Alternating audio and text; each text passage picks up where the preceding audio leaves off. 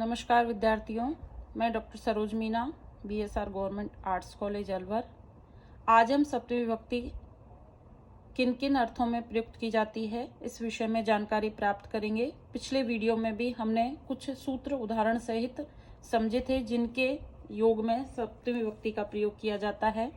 आज हम उसके आगे की जानकारी प्राप्त करेंगे।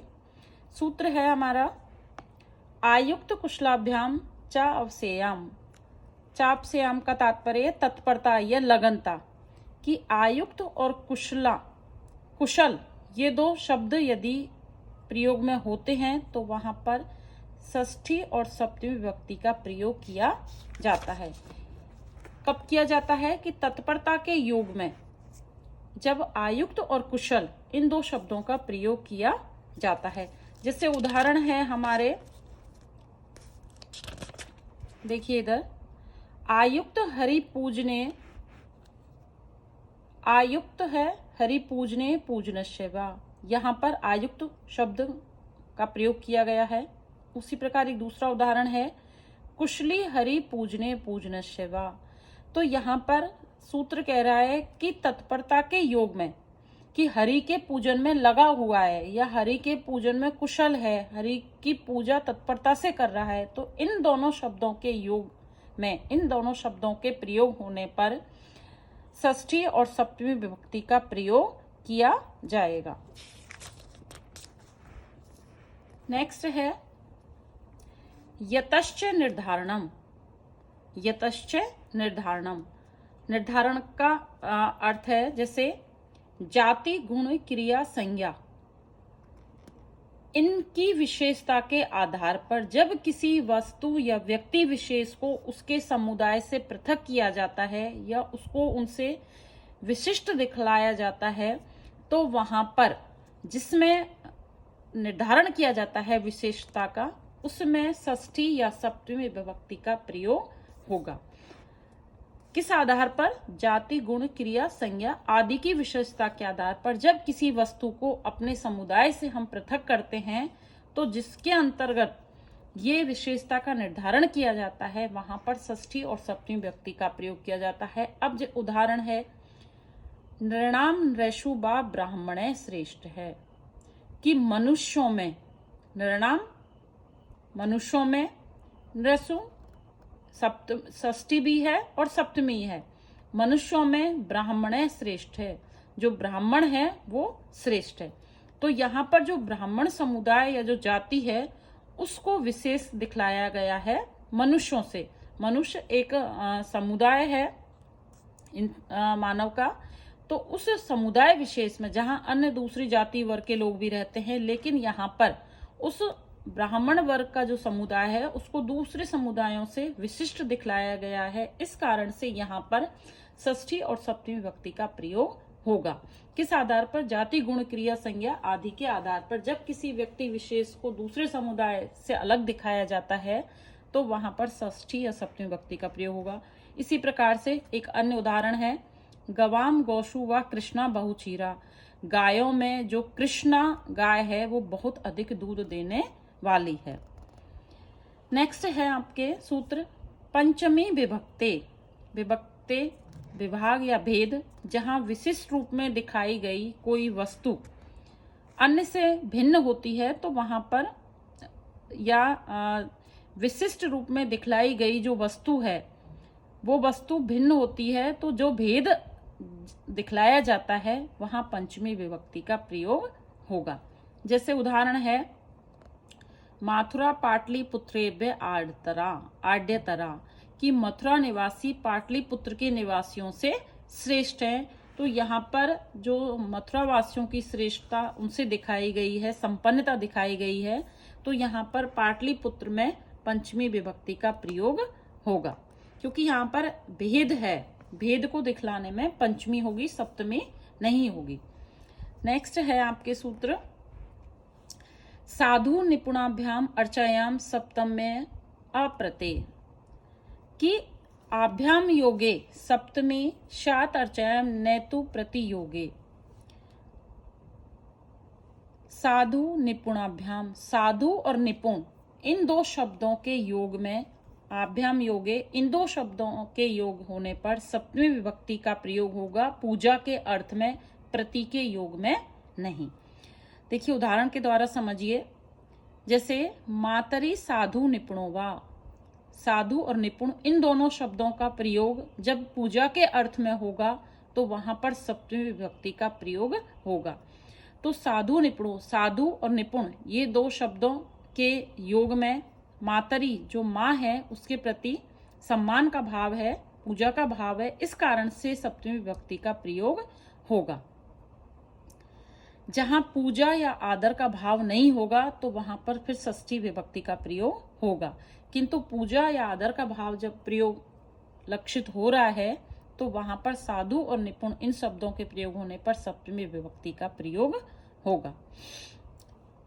अब एक वार्तिक है, अप्रत्याधिभिरिति वक्तव्यम, कि प्रति के योग में नहीं, ऐसा क्यों कहा है? क्योंकि जब प्रति के योग में साधु निपुण शब्दों का प्रयोग होगा तो फिर वहां कर्म प्रवचनीय संज्ञा होगी और कर्म प्रवचनीय के योग में फिर वहां पर द्वितीय विभक्ति का प्रयोग होगा। इस कारण से सूत्र में कहा है कि साधु और निपुण शब्द हो पूजा के अर्थ में तो वहां पर सप्तमी होगी, यदि प्रति के अर्थ में कहेंगे तो फिर कर्म प्रवचनीय संज्ञा होकर वहां पर द्वितीय विभक्ति का प्रयोग होगा।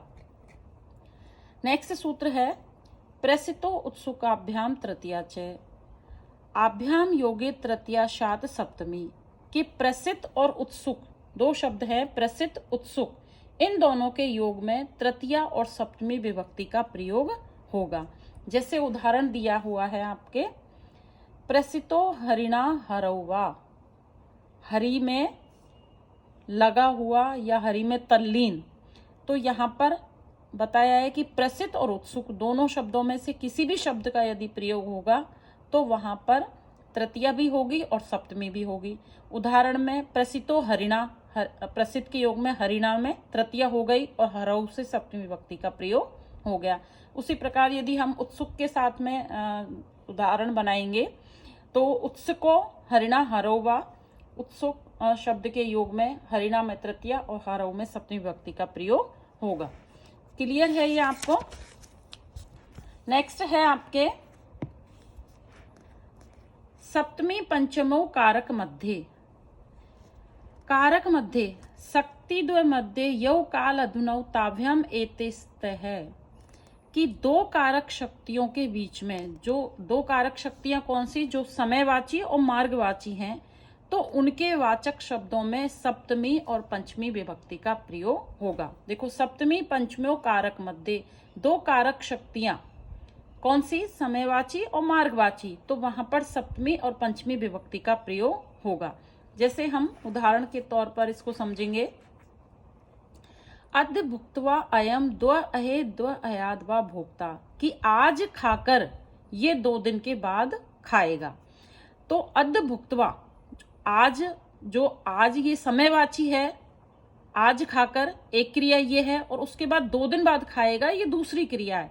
तो समयवाची जो शब्द है द्व अहे, कि आज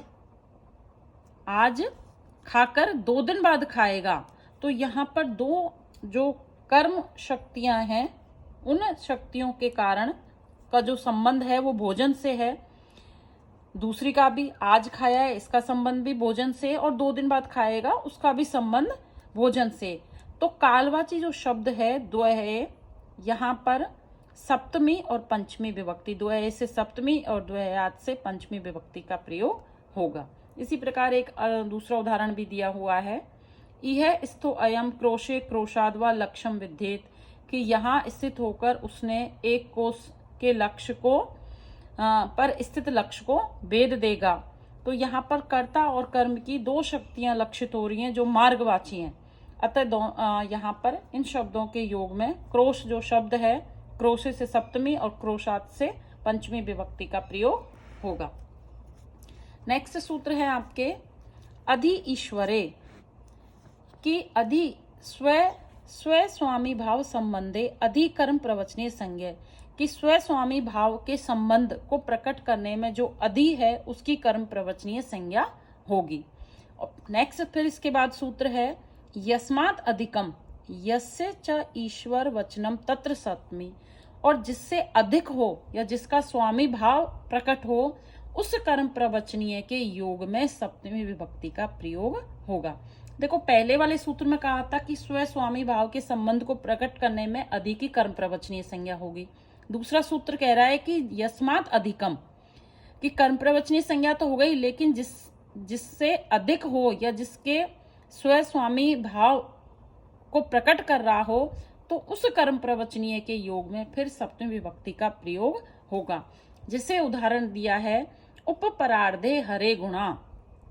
उपपरार्धे हरे गुणा, उप यहाँ पर जो परार्ध से तात्पर्य है एक ऐसी गणना जिसका कोई अंत नहीं है, असंख्य। तो जो हरि के गुण हैं वो असंख्य है, और उप जो है वो कर्म प्रवचनीय संज्ञक है। तो उप कर्म प्रवचनीय संज्ञक के प्रयोग होने पर जो परार्धे है उसमें सप्तमी विभक्ति का प्रयोग उपयुक्त सूत्र के अनुसार होगा।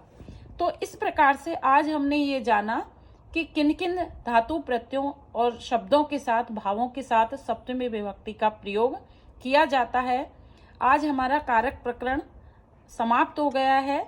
आने वाले वीडियो में हम व्याकरण के और जो सूत्र, नियम, समास प्रकरण आदि हैं उनके विषय में जानकारी प्राप्त करेंगे। तो सप्तमी विभक्ति का प्रयोग किन कारक धातु प्रत्ययों के साथ किया जाता है, ये आज हमने जाना। उदाहरण के तौर पर हमने इसको बहुत एक संक्षिप्त रूप में ही इसको हमने जानने का प्रयास किया है। तो उम्मीद है आप सभी इन जो वीडियो हमने बनाए हैं उनसे सभी जो छात्र छात्रा हैं वो लाभान्वित हो रहे होंगे। धन्यवाद।